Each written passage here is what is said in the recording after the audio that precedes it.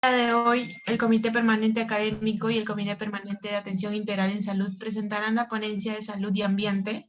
Para esto se cuenta con la presencia de Sofía Lertegui, quien es toxicóloga de la Universidad Nacional Mayor de San Marcos, con un diplomado en Gestión Ambiental y Administración, y ha cursado una maestría en Ecología y Gestión Ambiental. Asimismo, si tuvieran alguna pregunta durante la exposición, me la mandan a mí por el chat y yo las leeré al ponente al finalizar esta ponencia. Sin más que añadir, le doy el pase para que inicie su ponencia, toxicóloga. De acuerdo. Gracias, Jocelyn. ¿Me escuchan, chicos? ¿Se oye? Sí, se te escucha. Perfecto. Bien, en principio, bueno, gracias a la Sociedad Científica de Estudiantes de Medicina por la invitación. Gracias a ti, Jocelyn, por la convocatoria.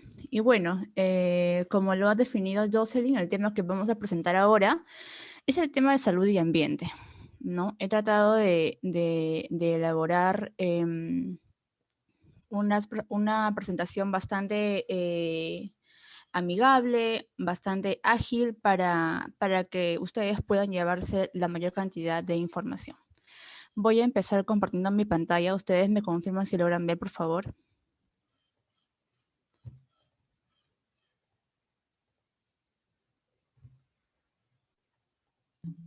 Sí, se logra ver. Perfecto. Ok. Bien, chicos. Empecemos entonces. He organizado esta presentación a través de en tres partes. En principio vamos a ver lo que son los conceptos previos, conceptos generales para poder entender la segunda parte, donde he citado ejemplos puntuales de algunos contaminantes para poder estudiar cuál es el impacto de estos tanto en el ambiente como en la salud. Y finalmente vamos a ver un poco de la casuística, tanto nacional como internacional, ¿no? Algunos casos que se han suscitado aquí en el país. ¿De acuerdo? Entonces vamos a empezar.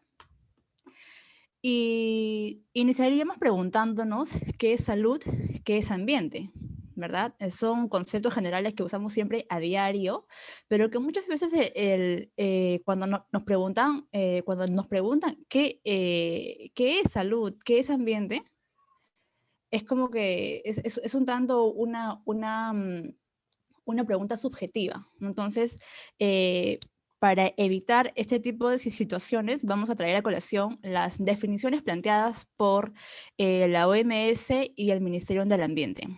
La OMS define a la salud como el estado de completo bienestar físico, mental y social, y no solamente como la ausencia de enfermedades. ¿Ok? Ya es un concepto que trasciende más allá de lo físico al plano tanto mental como social, ¿no? Definido por el entorno. Y el concepto de ambiente lo define el Ministerio del Ambiente de esta manera, ¿no? Como el conjunto de elementos físicos, químicos y biológicos, tanto de origen natural como de origen antropogénico, ¿no? Que rodean a los seres vivos y determinan sus condiciones de existencia. Miren, por ejemplo, aquí vamos a ver a una persona. Obviamente, los conceptos actuales de salud y ambiente definen que el hombre no es ajeno al ambiente, es decir, el hombre tal cual es un elemento más que está en constante interrelación con el entorno a través de las matrices ambientales de suelo, aire y agua, ¿no? Entonces, estas matrices pueden contener agentes contaminantes y logran impactar sobre el estado de salud de esta persona. ¿Y cuándo se da eso? Bueno, eso se va a dar en cuadros, bueno, generalmente en cuadros de contaminación ambiental. Entonces vayamos a ver qué es contaminación ambiental. La contaminación ambiental está definida como la acción y el estado que resulta de la introducción antropogénica, es decir, de la introducción por la mano del hombre, de algún agente contaminante al ambiente. ¿de acuerdo? Por encima de las cantidades o estándares permitidos, ¿no? En este caso que se han definido considerando un carácter acumulativo en el tiempo, también considerando un efecto sinérgico entre los contaminantes que puedan estar en el ambiente. ¿Ok? Entonces, la contaminación se define como la acción. ¿La acción de qué? De introducir agentes contaminantes. ¿Y qué es un agente contaminante? Bueno, el MINAN también define al agente contaminante como toda materia o energía que al incorporarse o actuar en el ambiente degrada o altera su calidad a niveles no adecuados para la salud y el bienestar humano. Aquí podemos encontrar a los contaminantes químicos, a los contaminantes físicos, a los contaminantes biológicos también, ¿no? Entonces, por eso la definición es bastante amplia, ¿no? Toda materia o energía, ¿no? Sobre los tipos de contaminación ambiental, existen diferentes clasificaciones en base a determinados criterios. En principio, por su origen, la contaminación puede ser natural o antropogénica. ¿De acuerdo? Natural, sí, los contaminantes existen de manera natural en el ambiente, pero también estos pueden ser liberados a través de, por ejemplo, erupciones volcánicas, ¿no? Entonces, eso, por ejemplo, sería un caso de contaminación natural, ¿no? Y bueno, el caso opuesto sería la contaminación antropogénica, es decir, causada por el hombre. Por el tipo de contaminante, bueno, ya lo dijimos, contaminación física, química y biológica. Por el medio o matriz, es decir, a qué matriz está impactando el agente contaminante, ¿no? Y en este caso vamos a ver el cuadro de contaminación del aire, contaminación del agua y contaminación del suelo. Y finalmente, por su fuente. Si analizamos la fuente de la contaminación, vamos a tener dos situaciones, una contaminación puntual y una contaminación difusa, ¿no? Y básicamente la diferencia es que en la contaminación puntual podemos identificar el punto exacto de emisión, ¿no? Por ejemplo, una chimenea. Una chimenea que va a liberar emisiones atmosféricas, por ejemplo, ¿no? Y el caso opuesto sería una contaminación difusa, ¿no? Que no se logra identificar cuál es la fuente que está liberando determinado contaminante. Dentro de esta introducción también he visto conveniente definir algunos puntos dentro de la normativa nacional. Por ejemplo, dentro de la gestión ambiental se manejan diferentes instrumentos ambientales, específicamente normas ambientales, como lo son, por ejemplo, los estándares de calidad ambiental. ¿De acuerdo? Los estándares de calidad ambiental son definidos, en este caso, por el ente rector nacional, el Ministerio del Ambiente, para las matrices de aire, agua y suelo. ¿Qué es un estándar de calidad ambiental? Es un valor numérico, ¿de acuerdo? Es un valor numérico que se ha definido para determinado contaminante. ¿Logran ver el mouse, cierto? ¿Sí? Sí, se logra ver. Ya, perfecto. Entonces, vamos a encontrar aquí un valor numérico definido para cada uno de los parámetros que están presentes en esta matriz aire y que son los mínimos obligatorios para decir que, que el aire de determinado lugar es adecuado para conservar la calidad del ambiente, la calidad de los ecosistemas y la calidad de la salud, o en este caso, la salud de las personas. ¿Ok? Entonces, estos valores se han definido por, en realidad son una adaptación de los valores planteados por la Agencia de Protección Ambiental de Estados Unidos, ¿no? Pero esos a nivel mundial han sido definidos en base a investigaciones para poder determinar cuál es el valor, el máximo valor permisible que nos va a asegurar justamente la calidad del aire, ¿no? De igual forma para el suelo, ¿ok?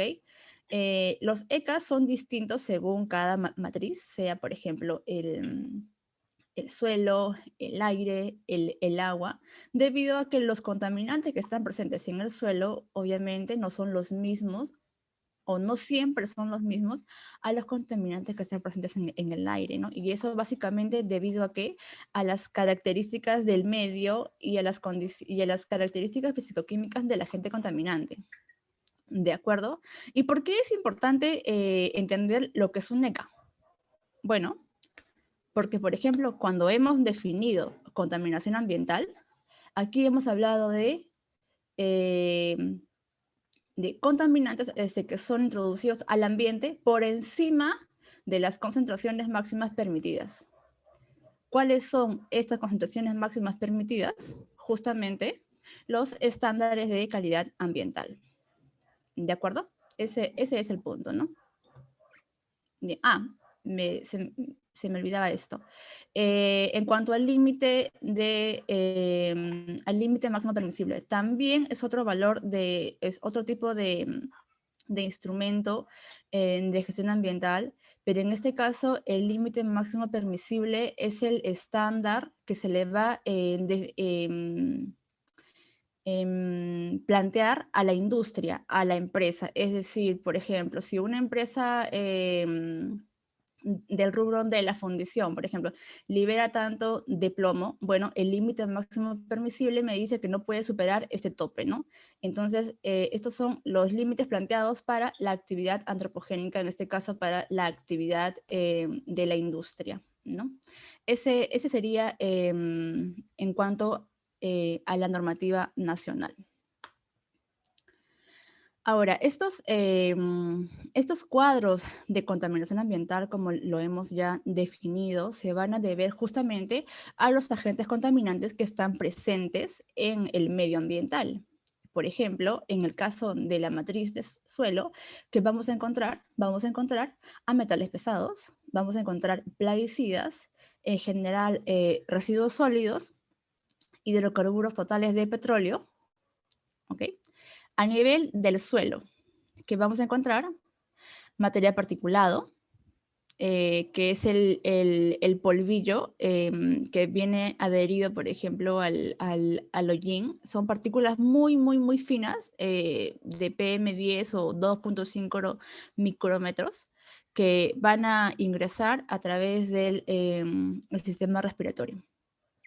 El monóxido de carbono, el dióxido de carbono, los óxidos de azufre, los clorofluorocarbonados, los COPs también, los compuestos orgánicos persistentes y gases como por ejemplo el metano, ¿no? A nivel del agua ya vamos a encontrar a los coliformes, aceites y grasas, cloro, también hidrocarburos totales de petróleo, entre otros, ¿ok?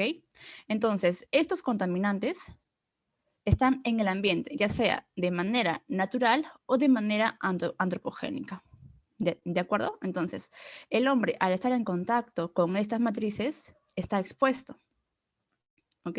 Y al estar expuesto es susceptible, existe la probabilidad de que estos agentes contaminantes puedan generar efectos adversos sobre la salud, ¿no? Y justamente es lo que vamos a ver en la parte 2, cómo es que estos agentes contaminantes logran impactar sobre la salud de las personas. Para eso, tenemos que estudiar una ruta de exposición. En toxicología definimos aquí, por ejemplo, volvemos a esta lámina, ¿de acuerdo? Esta persona está expuesta a estos contaminantes. Debido a ello, puede presentar efectos adversos. Es una gran probabilidad. Es decir, a medida que la persona está expuesta por un largo tiempo a estos agentes contaminantes, puede desencadenarse efectos adversos sobre la salud. ¿Qué es lo que debe ocurrir para que esta persona presente efectos adversos? En principio, debe existir lo que llamamos aquí como una ruta de exposición. ¿Y qué es una ruta de exposición? En principio, es el recorrido, vamos a llamarlo así, es el recorrido que va a seguir determinado contaminante para alcanzar al organismo, alcanzar al receptor, alcanzar a la persona y desencadenar efectos adversos en el organismo. ¿De acuerdo? Para eso vamos a identificar una fuente de emisión, ya sea natural o antropogénica, una matriz ambiental, por ejemplo, en este caso el aire, el agua o el suelo. También he considerado aquí ya los alimentos, porque para el caso de los plaguicidas, ¿de acuerdo? Y también de los metales en general, también son una fuente, son un vehículo importante, ¿ok? A través de la ingesta. Entonces, estos contaminantes van a seguir a través de esta, perdón, van a seguir a través de estas matrices ambientales, van a alcanzar en este caso, al receptor, y según sus características físico-químicas del agente contaminante, van a elegir una ruta de, una vía de ingreso, ya sea por la vía respiratoria, por la vía digestiva o por la vía dérmica. ¿Ok? Entonces, ¿qué pasaría, por ejemplo, si esta persona está en una burbuja? ¿Habría una ruta de exposición? ¿Habría alguna posibilidad de que esta persona esté o presente a futuro algún efecto adverso por, por los agentes contaminantes? No. ¿Por qué? Porque no habría exposición, porque no habría una ruta de exposición completa. ¿Ya? Pero como eso no es real, eso no existe en la vida real, estamos en constante exposición. ¿Ok? Ese es el concepto de ruta de exposición. Bien, hasta aquí, chicos, ¿alguna pregunta?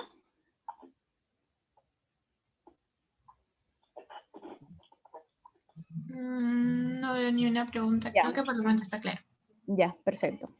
Seguimos entonces con la parte 2. Un segundo, voy a tomar un poquito de agua.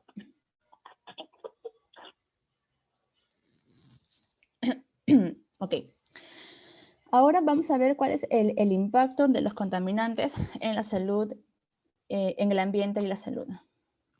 Vamos a ver que los diferentes agentes contaminantes que ya hemos mencionado van a impactar en diferentes sistemas, en diferentes órganos. Ok, esto me está molestando. Bueno.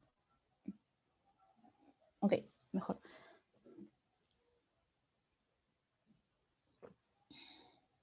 Por ejemplo, a nivel del sistema nervioso central, vamos a encontrar a metales pesados como el plomo, el mercurio, el tolueno, los bifenilos policlorados. A nivel del sistema respiratorio, los óxidos de azufre, nitrógeno, asbesto. A nivel del sistema hematológico, el benceno. El sistema renal también metales pesados. A nivel de los huesos también el plomo, el mercurio, los PCBs, plaguicidas y así. ¿De acuerdo? Los contaminantes tienen preferencias por determinados órganos, también según sus características físico-químicas. Estoy repitiendo esto desde hace mucho tiempo porque en realidad es uno de los factores que va a determinar que determinado agente genere un efecto adverso sobre la salud o en el organismo, mejor dicho. Para eso he citado algunos ejemplos, ¿ok? Porque sería imposible ver todos ahorita, son muchos. Vamos a empezar con el caso del mercurio. A esta parte yo la he llamado toxicología del mercurio en el ambiente, ¿ok? Entonces vamos a empezar aquí. El mercurio en el ambiente tiene dos fuentes, ¿no? En este caso, la fuente principal es la industria del plomo, de metales como la plata, el cobre y el zinc, ¿ok? Y sobre todo también a través de la minería ilegal, ¿ok? Van a recordar aquí el caso de Madre de Dios, ¿no? Entonces, el mercurio tiene como principal fuente aquí en Perú, específicamente en Madre de Dios, la minería ilegal. Este mercurio, ellos utilizan el mercurio para amalgamar al oro, es decir, las pepitas de oro que están dispersas por los lagos, por los ríos, por ejemplo. Ellos utilizan el mercurio para poder capturar a estas pepitas. Una vez capturado el oro, ¿qué hacen ellos? Funden el mercurio. Es decir, lo llevan a una ollita, le ponen fuego y esto va a hacer que el mercurio se evapore. Se va a liberar vapores de mercurio que también son tóxicos bajo esa forma, causando irritación de las vías respiratorias, pero también buena parte de este mercurio va a ser liberado al agua, en este caso a los ríos. ¿Y qué pasa ahí? Este es un ecosistema acuático donde hay bacterias. Estas bacterias, ¿qué van a hacer? Van a metilar al mercurio, es decir, le van a añadir un grupo metilo. Y gracias a este grupo metilo es que el metilmercurio adquiere su característica lipofílica. Y es por ello que este metilmercurio es la forma más tóxica y peligrosa que tiene este agente contaminante. Claro que aquí también pueden haber otras formas orgánicas, por ejemplo, el etilmercurio, el dimetilmercurio, ¿no? Pero este es el más estudiado, es el más representativo. ¿Qué pasa con este metilmercurio? Este metilmercurio, que está presente en el ecosistema acuático, es introducido a la cadena trófica, en este caso por el zooplancton, ¿ok? Por el zooplancton. Este zooplancton va a ser alimento para los peces menores, para los peces intermedios, pez intermedio para los peces grandes, y es así como llega al hombre, ¿no? A través de la ingesta o el consumo de peces contaminados con metilmercurio. ¿De acuerdo? Entonces, para esta parte surgen dos conceptos muy importantes, el de biomagnificación y el de bioacumulación. En este caso, el concepto de bioacumulación se define, se explica fácilmente a través de esta imagen, ¿no? Que también aplica para arsénico, por si acaso. El metilmercurio, por ejemplo, para este individuo, se va a incrementar a través del tiempo debido a la constante exposición a la que está presente este individuo, ¿no? Entonces, a medida que pasa el tiempo en este mismo ambiente acuático, con la misma exposición al mercurio, las concentraciones de mercurio se van a ir aumentando en el tiempo. ¿Ok? Esto es a nivel de un organismo. Hablamos de la acumulación de los contaminantes en el organismo. Eso es bioacumulación. ¿De acuerdo? Mientras que la biomagnificación también se refiere a la acumulación, pero ya no de los organismos o de un determinado organismo, sino a través de la cadena trófica. ¿Ok? Por ejemplo, ¿no? Habíamos hablado aquí de los peces menores. Imaginemos que los peces menores tienen, por ejemplo, no sé, como uno de metilmercurio, ¿ok? Y este pez se come a 5, por ejemplo. Este pez intermedio ya no tendría 1, sino tendría como 5. Este a su vez va a ser alimento para el pez grande y al comerse 2 peces tendría como 10. Y es así como a medida que avanzamos en la cadena trófica, en la cadena alimentaria, vamos adquiriendo mayores concentraciones, ya que estamos heredando contaminante que otros individuos ya han incorporado en las bases menores de la cadena alimentaria. ¿Ok? Este es un concepto también que va a aplicar a los metales pesados en general, ¿no? Bioacumulación y biomagnificación. Ok, entonces esto ha sido más o menos la ruta del mercurio en el ambiente, ¿no? Entonces aquí estábamos hasta que alcanzaba al hombre. ¿Y qué es lo que pasa en el organismo? Bueno, los efectos van a ser variados. Estos van a depender de la forma química del mercurio. ¿De acuerdo? En principio, el metilmercurio o en general el mercurio orgánico es la forma más tóxica, ¿ok? Y tiene como principal vía de exposición a la vía digestiva, ya que a través de esta se absorbe aproximadamente el 95% de mercurio. ¿Okay? El mercurio metálico también es tóxico, pero para la vía inhalatoria, ¿no? Ya que esto va a causar irritación de las vías. Y el mercurio inorgánico también a través de la vía digestiva, ¿no? Pero en menor porcentaje. ¿Ok? Entonces, este mercurio, ¿de acuerdo? Vamos a poner el caso, por ejemplo, del mercurio metálico o del mercurio orgánico, por ejemplo, ¿no? Este mercurio va a sufrir una oxidación, ¿ok? Y bajo esta forma va a buscar a los grupos sulfidrilos que están presentes en las proteínas azufradas, ¿de acuerdo? Entonces, mercurio divalente va a reemplazar, ¿ok? Va a reemplazar a este hidrógeno y se van a formar unas estructuras llamadas como mercaptanos, ¿no? Que son básicamente unos compuestos con mercurio, ¿no?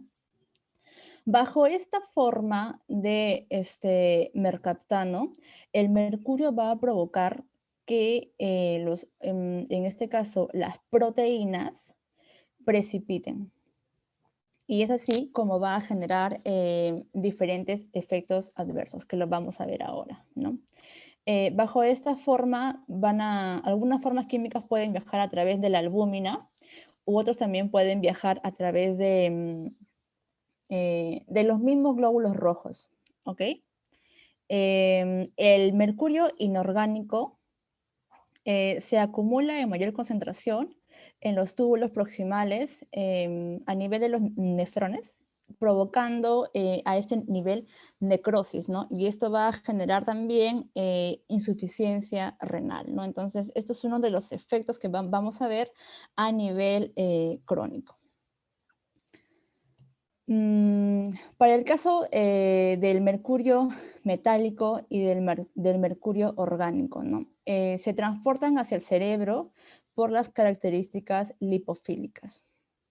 Una vez, ustedes recordarán que la membrana de la célula es lipofílica. Entonces, es fácilmente que las moléculas orgánicas puedan atravesarla, ¿no? Entonces, para el caso, por ejemplo, del mercurio orgánico, ¿qué sucede con esto, no? El mercurio orgánico va a ingresar a las células y dentro de esta va a sufrir un proceso de oxidación, formándose también acá mercurio divalente, ¿de acuerdo? Bajo esta forma. Y bajo esta forma el mercurio queda atrapado. Entonces, ¿qué va a provocar? Efectos adversos también a nivel del cerebro, ¿no? Aquí, por ejemplo, he enlistado algunos efectos crónicos, ¿no? Como por ejemplo, ya lo dijimos, a nivel de los riñones, a nivel hepático, a nivel del vaso y también a nivel del sistema nervioso central, ¿no?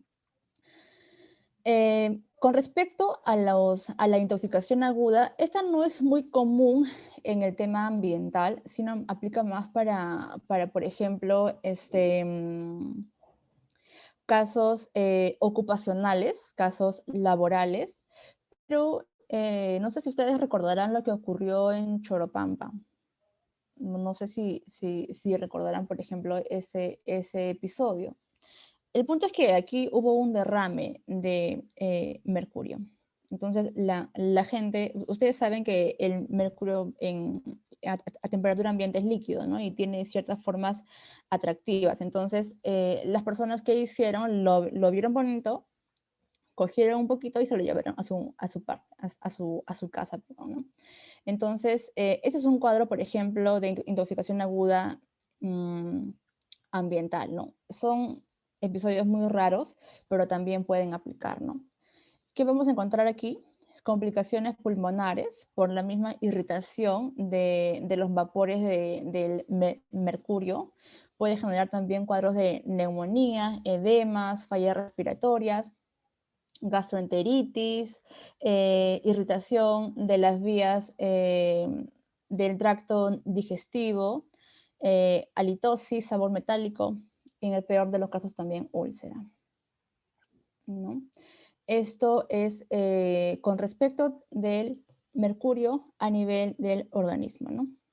Para el diagnóstico de mercurio, aquí he colocado unos valores referenciales. El valor referencial para mercurio en sangre es de 10 miligramos por litro, mientras que en orina es de 20 miligramos por litro, ¿no? Entonces, cuando hay cuadros de intoxicación por mercurio, en principio, lo que se hace es cortar con la fuente de exposición, ¿no? En este caso, para el metilmercurio, la principal fuente de exposición sería la ingesta, ¿no? El consumo de pescado y el consumo de mariscos. Entonces, ¿qué habría que hacer? Bueno, eliminar la ingesta de, ¿no?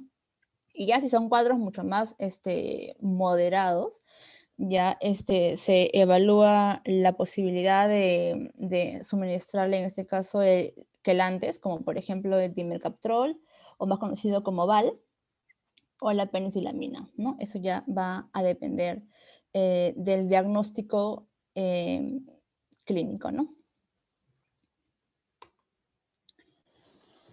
El siguiente ejemplo que he considerado es el caso del plomo.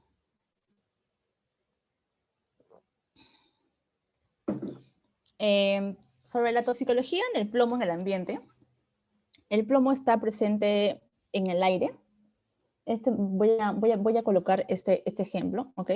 El plomo está presente en el aire adherido a partículas finas, como ya lo mencioné, el PM10 y el material particulado 2.5, que proviene a través de la industria química en general, ¿no? Nuevamente también puede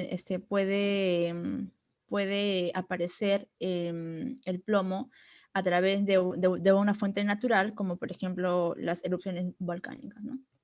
Entonces, el plomo presente en el aire va a viajar adherido a estas partículas que comento, ¿no? Entonces, según el tamaño de las partículas, el plomo se va a depositar en distancias cortas o a distancias largas. Por ejemplo, si el plomo está adherido al material particulado de tamaño 10, es decir, a partículas más grandes, entonces se van a depositar en zonas aledañas, ¿no? Debido al peso de la partícula,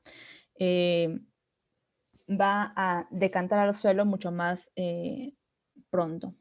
Mientras que si el plomo está adherido a partículas mucho más finas, es decir, menos peso, este puede ser arrastrado por acción del viento y así recorrer grandes distancias, ¿no? Y finalmente, el plomo que está presente en el aire va a decantar en el suelo, ¿ok?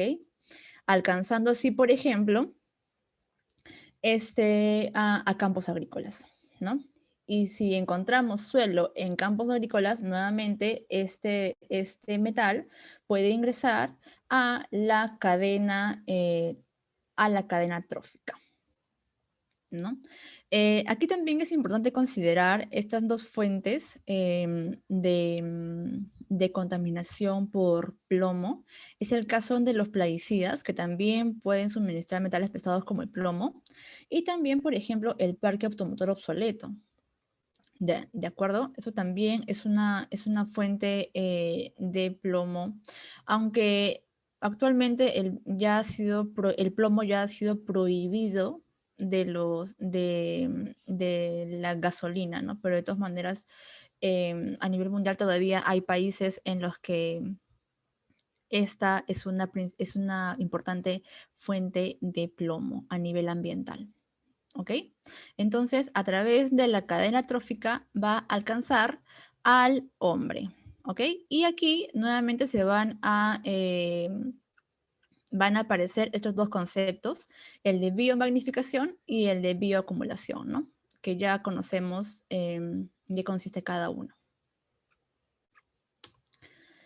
¿Qué pasa con el plomo en el organismo? Bueno, el plomo tiene como principal vía de ingreso a la vía inhalatoria y en menor porcentaje a la vía digestiva. El plomo va a ingresar al organismo y va a viajar a través de la sangre. Aquí va a permanecer aproximadamente por unos 30 días, ¿ok? En este primer compartimiento a nivel de la sangre. Una vez pasados estos 30 días, se habrá eliminado por la orina aproximadamente el 80%. ¿De acuerdo? Pero, ¿qué pasa, por ejemplo, con el plomo que no logró ser eliminado? Luego de estos 30 días, van a pasar a un segundo compartimento, que son los órganos, en este caso el hígado, el riñón y el cerebro, ¿no? Los que conocemos como tejidos blandos. A nivel de este segundo compartimento, el plomo va a permanecer aquí aproximadamente por unos 60 días. Hasta esos 60 días, una parte se habrá eliminado por la bilis, por el sudor, por las uñas y por los pelos. La parte que no logró ser eliminada y persiste en el organismo va a depositarse en los huesos aproximadamente por unos 20 o 30 años. ¿Ok? Ese es más o menos el recorrido que sigue el plomo a través de estos 3 compartimentos en el organismo. ¿De acuerdo? Entonces, habíamos dicho que vamos a jalar aquí una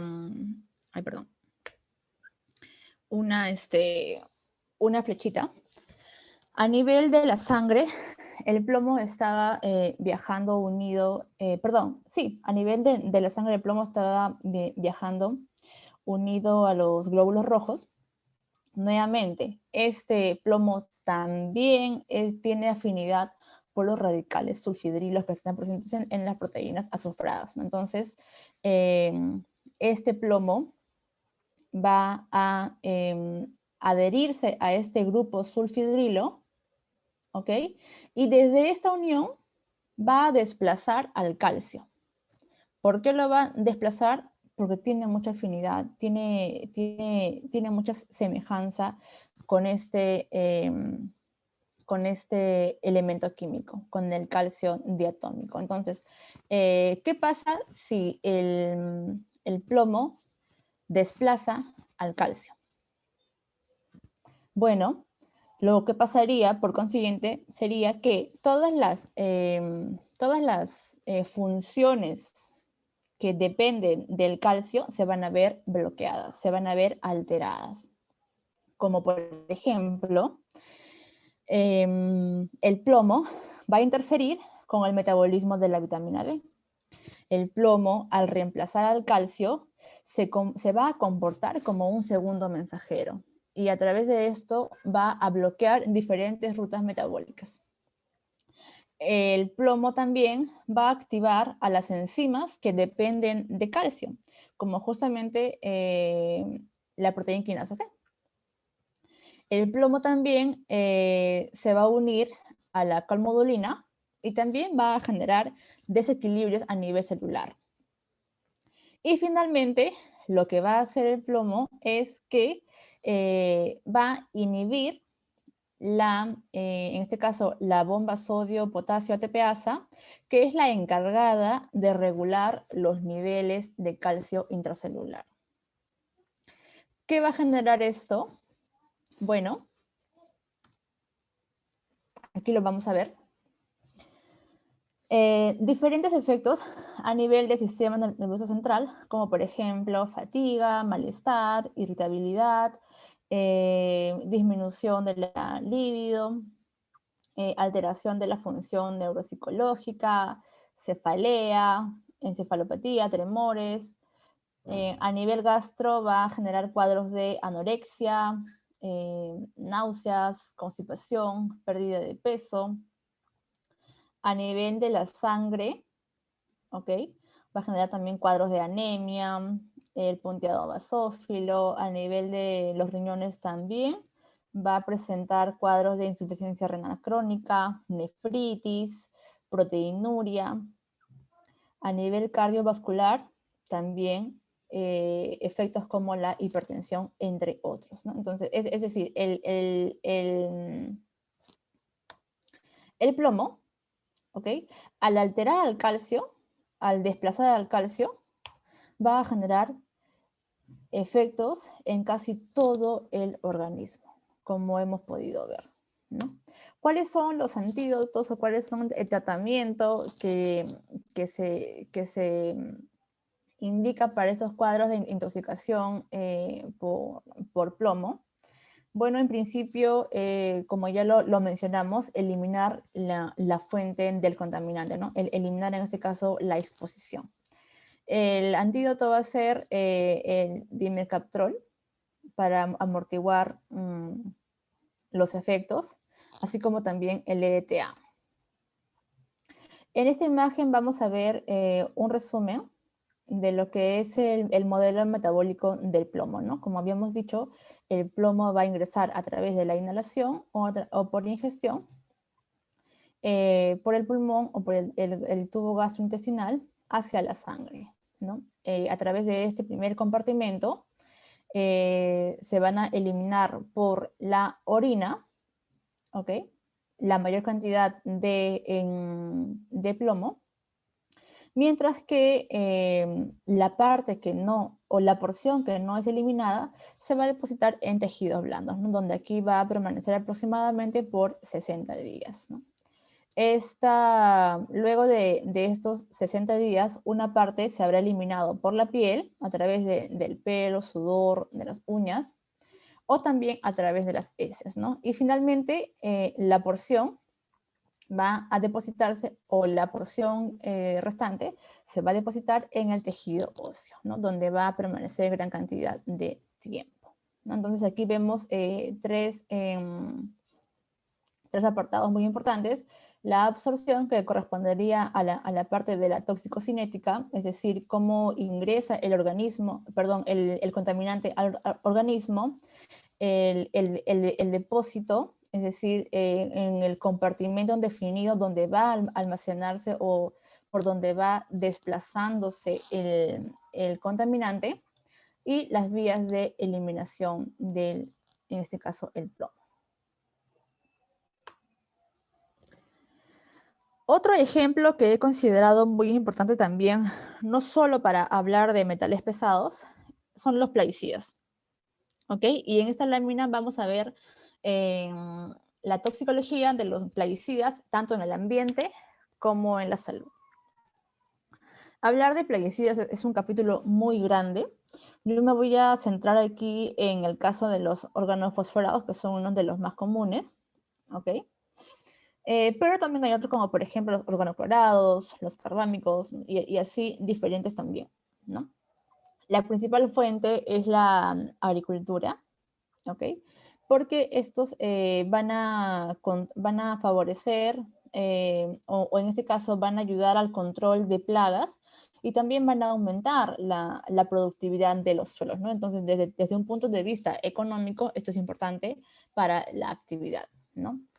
Entonces, al utilizar estos órganos fosforados para el cuidado de los cultivos, estos van a acumularse a nivel de los productos agrícolas, ¿no? Así como también a nivel del ganado. Entonces, es a través de estos dos vehículos, es a través de la ingesta de alimentos con organofosforados, en este caso productos agrícolas o ganaderos, que el órgano fosforado va a ingresar por la vía digestiva, ¿no? También hay casos de ingreso por la vía dérmica, pero es muy, muy forzado, y para el caso de plaguicidas para el caso de ambiental no aplica mucho, ¿no? Entonces, ¿cuál es el mecanismo por el cual los órganos fosforados van a provocar el efecto adverso a nivel de la salud? En principio, los órganos fosforados lo que van a provocar es, van a bloquear a la acetilcolinesterasa, ¿ok? Van a provocar una inhibición irreversible de esta enzima.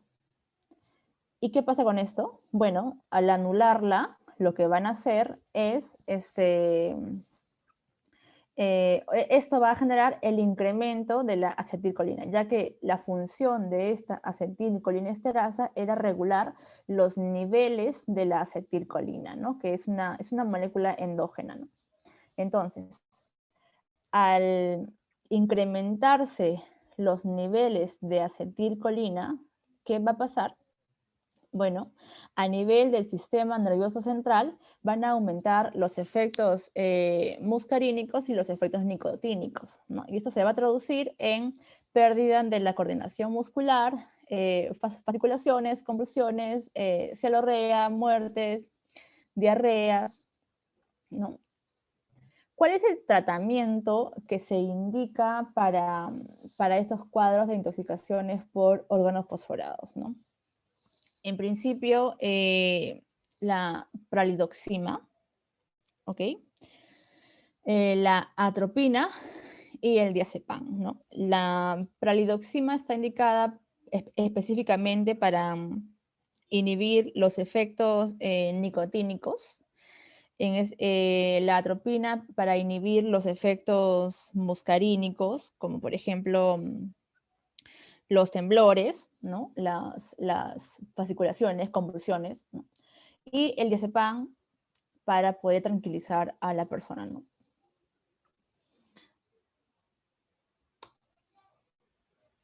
El siguiente ejemplo que he citado aquí es acerca de los HAPs.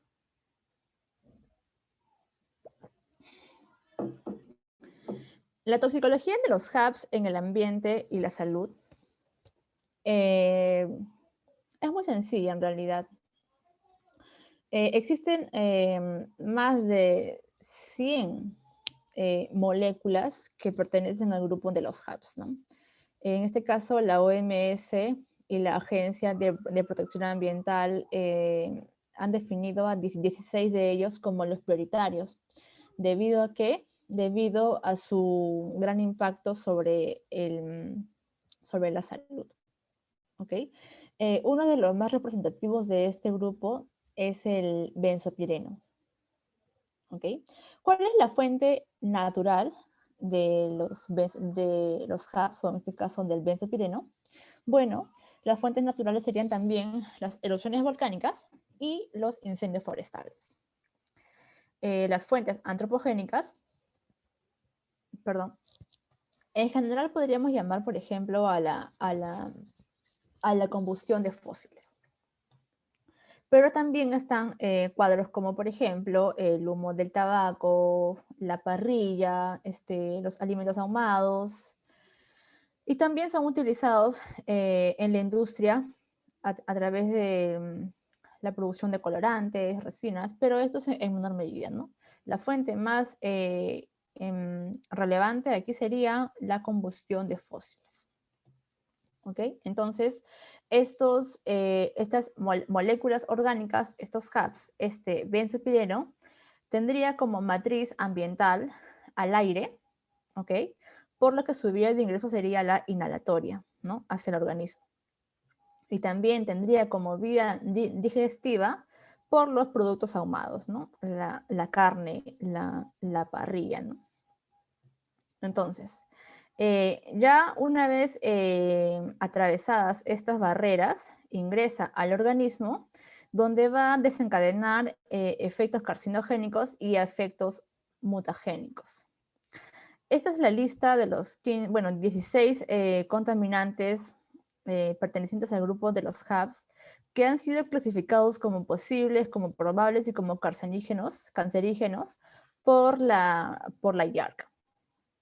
En este caso tenemos al benzoantraceno, tenemos al benzofuranteno, benzopirenos, crisenos, entre otros, ¿no? Todos estos son cancerígenos, chicos. Por eso estudiarlos y conocerlos en verdad es muy, muy importante, porque a veces pensamos que comer este tipo de productos, que bueno, son muy, muy ricos, pero si hacemos de esto un hábito, en verdad podríamos ver impactos en la salud que estamos mencionando ahora y que son un poco asociados, ¿no? Nadie comúnmente asocia, no sé, comer carne asada con el cáncer, por ejemplo, ¿no? ¿Y cuál es el mecanismo por el cual estos hubs van a provocar estos efectos carcinogénicos, mutagénicos o genotóxicos en general, ¿no? Lo vamos a ver aquí en esta imagen que vamos a ampliar ahora.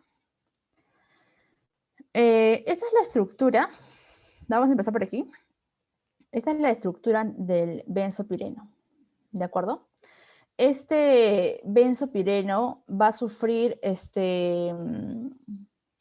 reacciones de óxido-reducción a causa de la enzima citocromo 1A1, ¿de acuerdo? Esta reacción va a generar al benzopireno 7,8-diol epóxido, ¿ok?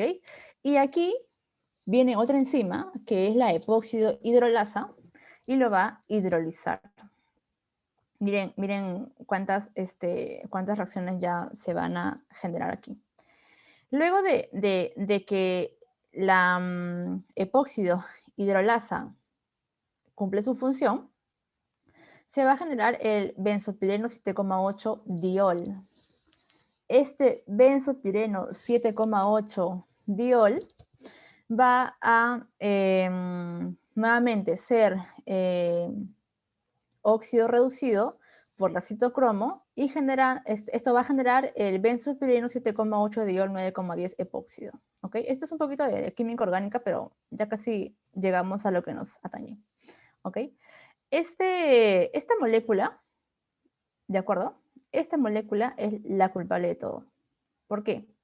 Porque bajo esta forma de benzopireno 7,8-diol 9,10 epóxido, puede unirse a la guanina, donde hay guanina en el ADN, que va a formar unas estructuras llamadas aductos de guanina. En este caso, la molécula se llama aducto guanina benzopireno 7,8-diol 9,10 epóxido.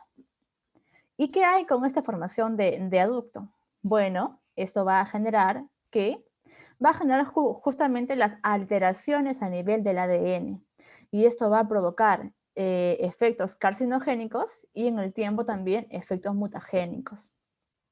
¿Ok? Este es el problema de los HABs, ¿no? Esto es lo que ocurre en un cuadro de intoxicación por HABs. Por ejemplo, vamos a hacer esto un segundo. Voy a colocar aquí esto. Me dan un segundo. ¿Qué hubiera pasado si yo no estoy expuesto a una fuente constante de HAPS? Bueno, lo que mi organismo en un estado sano hubiera hecho es a esta molécula benzopireno 7,8 diol 9,10 epóxido, viene por aquí, y hubiera el glutatión hubiera conjugado a esta molécula y hubiera formado una forma menos tóxica que es fácilmente eliminado a través de la bilis. Hubiera formado al glutatión benzopireno 7,8 diol 9,10 epóxido. Pero como eso no sucedió, se da estos efectos mutagénicos y efectos carcinogénicos por la formación de los aductos de guanina a nivel del ADN. ¿Ok? Bien, eso con respecto a los HAPS. Un bonus track aquí he colocado a lo que mencionábamos inicialmente, ¿no? A las partículas, al polvillo, al material particulado de 10 micras o al de 2,5 micras, ¿no? Que sería la porción más pequeña, ¿no? Estas partículas PM10 y 2,5 pueden atravesar fácilmente las vías respiratorias. El más peligroso entre los dos es el 2,5. ¿Por qué? Porque justamente debido a su tamaño, a su pequeño tamaño, puede atravesar y alojarse profundamente en los pulmones, ¿no? Incluso también puede alcanzar a células como neumocitos y todo eso, ¿no? Que va a provocar consecuencias en la salud a nivel, por ejemplo, de infecciones respiratorias, enfermedades cardiovasculares, accidentes cerebrovasculares y, en el peor de los casos, cáncer de pulmón, ¿no? Esto va, por ejemplo, sabemos que los pulmones son como unos globitos, ¿no? Entonces, ¿qué van a hacer estos? Estos van a taponearlos y van a limitar de esta forma su fácil expansión, ¿no? Y se va a formar como una costra.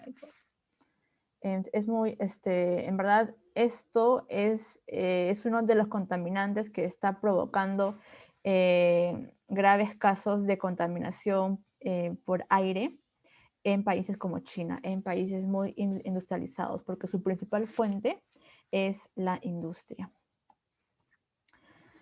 Bien, en esta parte 3 vamos a ver un poquito de los casos, ¿no? Y justamente aquí lo que les comentaba al inicio, ¿no? En la primera foto vamos a ver el caso de Mi Perú, en Callao. No sé si ustedes están al tanto de este tema, de este caso.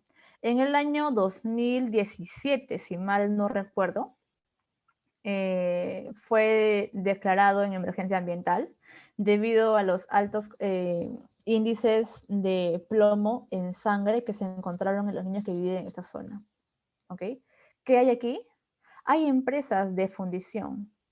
¿Qué hay al frente? Hay casas, hay niños, hay personas que viven ahí. Y curiosamente son personas que tienen un título de propiedad. ¿Ok? Y estas empresas, según lo que referían, también tienen licencias de funcionamiento. Entonces, este problema ambiental ya trasciende a otros planos, donde, por ejemplo, sería importante estudiar también un poquito de ordenamiento territorial, ¿no? O sea, definitivamente aquí estas personas no pueden estar, ¿no? Pero ¿a dónde se van?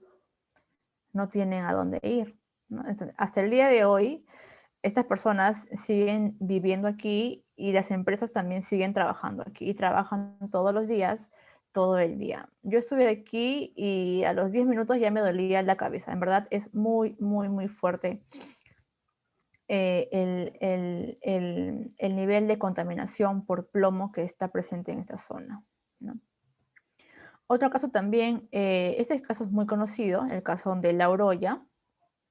Ya es un caso que ha sido estudiado mucho aquí en el Perú, pero también es importante mencionarlo.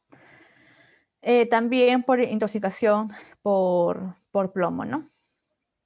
El tercer caso también es el de los vapores de mercurio en Madre de Dios. Vapores y también sus formas orgánicas como el metilmercurio, ¿no? Que ya comentamos, ¿no? Entonces, la minería ilegal es un gran problema en Madre de Dios y en realidad es un gran problema para el Perú, ¿no? No solamente por la parte económica, sino también por los daños ambientales que va provocando esto, ¿no? Porque para extraer el oro lo que hacen es talar árboles, eh, romper ecosistemas, eh, destruir ríos. Entonces, aparte del impacto ambiental, ya conocemos aquí cuáles son los impactos en la salud, ¿no? Y las personas viven aquí. Y bueno, si analizamos el punto económico en este caso de intoxicación por mercurio en Madre de Dios, son personas que por esta actividad ilegal, trabajando aquí, al día reciben aproximadamente 300 soles, ¿no? Y antes no recibían nada, antes sus ingresos diarios podían ser 30 soles. O sea, si comparamos ambos casos, definitivamente estas personas van a optar por la minería ilegal, por los ingresos que le representan, ¿no? Pero alguno podría decir, oye, pero es tu salud, ¿no? Sí, pero a veces las personas no tienen ese privilegio, ¿no? De poder eh, hacer que su salud prevalezca frente a otras necesidades, ¿no? Entonces ellos primero quieren satisfacer su alimentación, que es obviamente importante, y mientras no haya otra opción, no se va a poder eliminar este problema de minería ilegal en Madre de Dios, ¿no? Ese también es un tema muy, muy complejo y no solamente ambiental. En estas láminas vamos a ver aquí, son lecturas de calidad del aire. En la parte izquierda vamos a ver las lecturas que se ha realizado en Lima Centro y aquí en el lado derecho en la zona de Lima Este. Vamos a hacer un comparativo, ¿ya? En la zona de Lima Centro, por ejemplo, para el material particulado de 10 micras, cada barrita es una lectura diaria. Esta es una lectura que se ha hecho en el mes de abril, por si acaso. Miren, es muy reciente, ¿ok? ¿Qué nos dice esta gráfica? Nos dice que todas las lecturas que se realizaron durante el mes de abril están dentro de lo planteado por el estándar de calidad ambiental, por el ECA. ¿Ven? Todo está dentro de lo permitido. Entonces aquí no habría mayores problemas. ¿Qué ocurre en el cuadro que está acá abajo con el material particulado 2.5? También, miren, todas las barras verdes están dentro de lo planteado por el estándar de calidad ambiental, ¿no? Que sería esta línea amarilla, ¿no? Para el caso del material particulado 10, el estándar es 100 microgramos por metro cúbico, mientras que para el material particulado 2.5, el estándar sería 50 microgramos por metro cúbico. ¿De acuerdo? Pero vamos ahora a ver qué pasa en Lima Este. Miren aquí. En Lima Este ocurrió lo siguiente. Para las mismas fechas, ojo, para las mismas fechas, el mismo mes y los mismos días incluso, ¿ok? Estas lecturas son son lecturas diarias durante el mes de abril para todos los cuadros. ¿Qué ocurrió en Lima, en Lima Este? Bueno, vamos a ver que hay lecturas que están dentro de lo planteado por el ECA, por el estándar de calidad ambiental, 100 microgramos por metro cúbico, pero hay lecturas que superan, ¿ven? Estas lecturas oscuras superan el estándar de calidad ambiental, ¿ok? ¿Y eso qué quiere decir?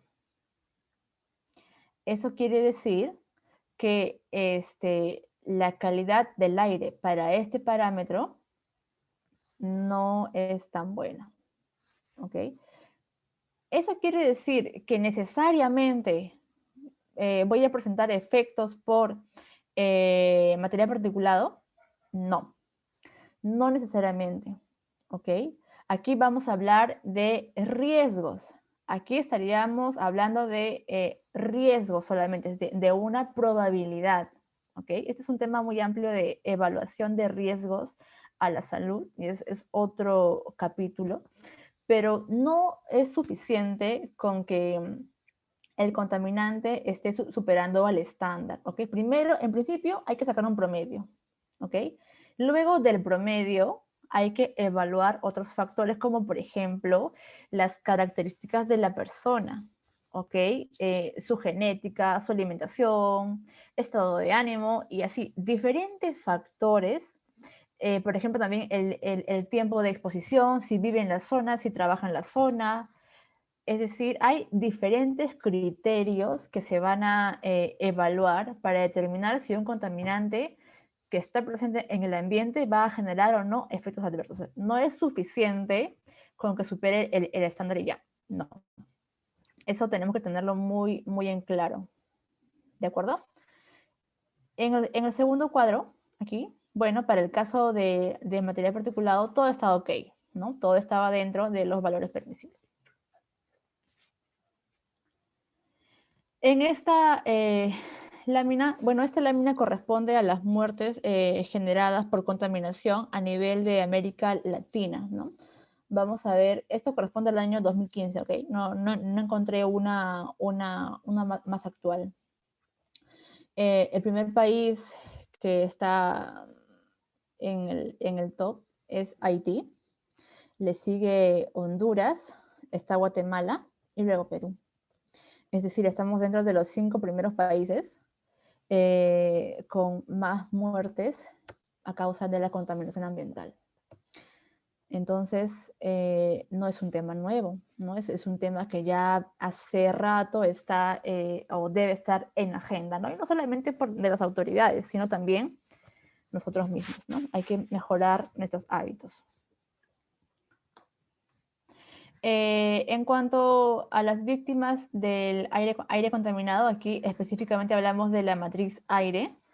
Como se los comentaba anteriormente, China es el principal, es el primer país en el mundo que sufre por esta contaminación del aire, ¿no? Así como es el primer, o es uno de los países con mayor industria, bueno, su perjuicio es sufrir de contaminación, ¿no? No todo es bueno, ¿no? Entonces, eso es, miren, acá es aproximadamente más de 1 millón de muertes, ¿ok? Más de 1 millón de muertes se van a generar por la contaminación del aire. Luego le sigue países como India, Rusia, en fin, ¿no? Dentro de las muertes por la contaminación del aire, bueno, acá hay diferentes causas. La principal es un accidente vascular cerebral. Están las cardiopatías, el cáncer de pulmón, entre otros. Bien, chicos, eso sería todo. Creo que me pasé de tiempo, sí, mucho, 6:15. Muchas gracias, chicos. Muchas gracias por la ponencia, la verdad estuvo muy interesante. Si existen algunas preguntas, me las hacen llegar, por favor.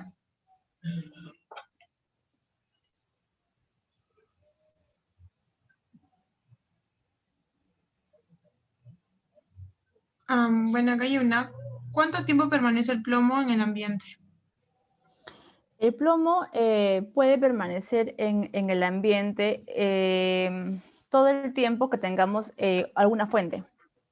Es decir, no se va a degradar, ¿ok? Porque constantemente el plomo va a estar, por ejemplo, adherido a otras moléculas,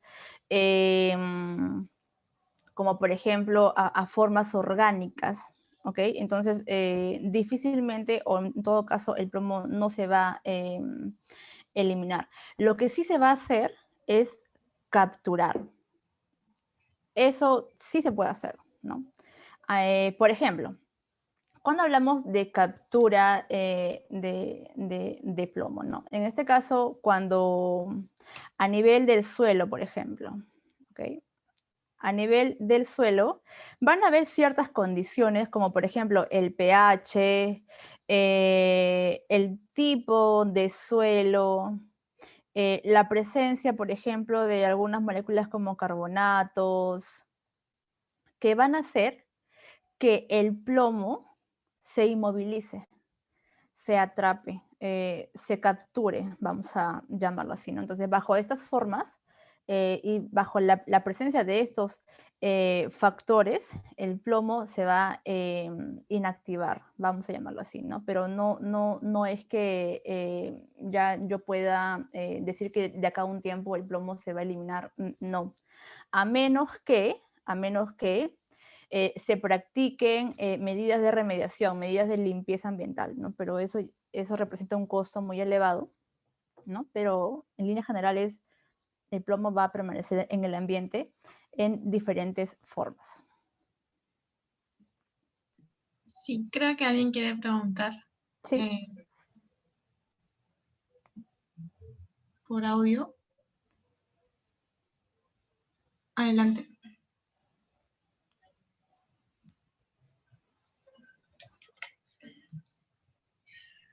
Sí, hola, ¿qué tal? Hola, Buenas tardes. quería saber si es que si algunos contaminantes como el plomo que están en el ambiente, ¿existe alguna acción que ha tomado el Estado para disminuir este problema? Es una pregunta.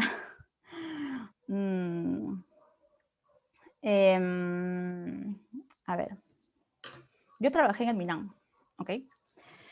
Y en realidad los contaminantes que están en el ambiente son monitoreados, al menos los que están considerados en el estándar de calidad ambiental.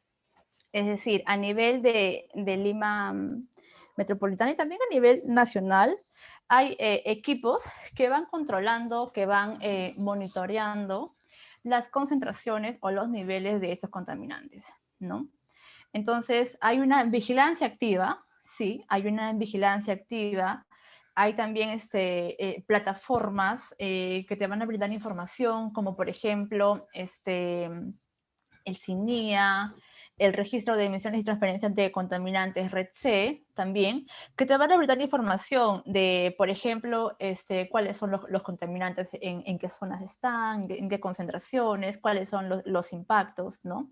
Pero de ahí a tomar acción para poder eliminar estos contaminantes, difícilmente, ¿no? ¿Por qué? Porque, por ejemplo, lo que ocurría aquí en el caso de acá, ¿no? En el caso de mi Perú, ¿no? Eso no solamente es un tema ambiental, ¿no? O sea, lo que se debería hacer aquí es decirle a las empresas, ¿sabes qué? No pueden estar aquí, ¿no? Váyanse a otro lugar, porque estas personas ya tienen título de propiedad. O en su defecto, lo que tendríamos que hacer sería decirle a estas personas váyanse, pero si le decimos váyanse, hay que darle una opción y decirle a dónde. Como no se puede hacer eso, ¿no?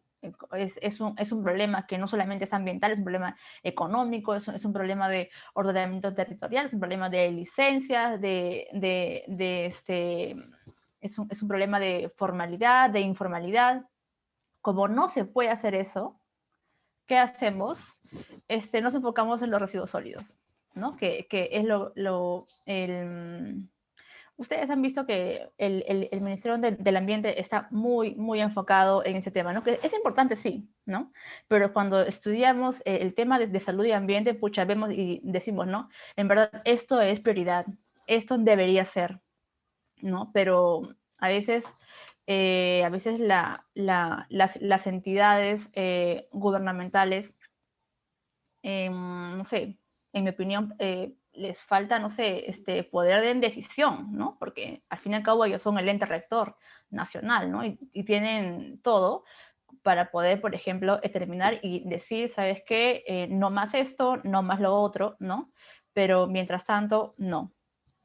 Hay algunos casos en los que, por ejemplo, el Ministerio de Energía y Minas, el Ministerio del Ambiente, el Ministerio de Salud, han venido trabajando para atender emergencias ambientales. Por ejemplo, no sé si han escuchado de algunos derrames de petróleo en la selva, ¿ya? Ahí sí, ¿ok? En esas situaciones de accidentes, de derrames de petróleo en la selva, ahí se han iniciado estudios de evaluación de riesgos para poder medir cuál ha sido el impacto que ha generado esto a nivel de suelo, a nivel de aire, ¿no? En fin, a nivel de ecosistemas, ¿no? Entonces, a través de estos estudios, lo que se está buscando es hacer un estudio de evaluación de riesgos, que era lo que le comentaba en algún momento, para poder determinar niveles de remediación ambiental adecuados, ¿no? Entonces, estos serían ejemplos de lo que estaría haciendo, en este caso, el Ministerio del Ambiente o los entes involucrados, para hacerle frente a la problemática ambiental, ¿no? Pero a nivel de accidentes, ¿no? Lo ideal sería ser un poquito más proactivos y, por ejemplo, ser más vigilantes de las empresas, ¿no? Por ejemplo, en el Organismo de Evaluación y Fiscalización Ambiental, OEFA, que es un ente adscrito al Ministerio del Ambiente, lo que realiza es constantes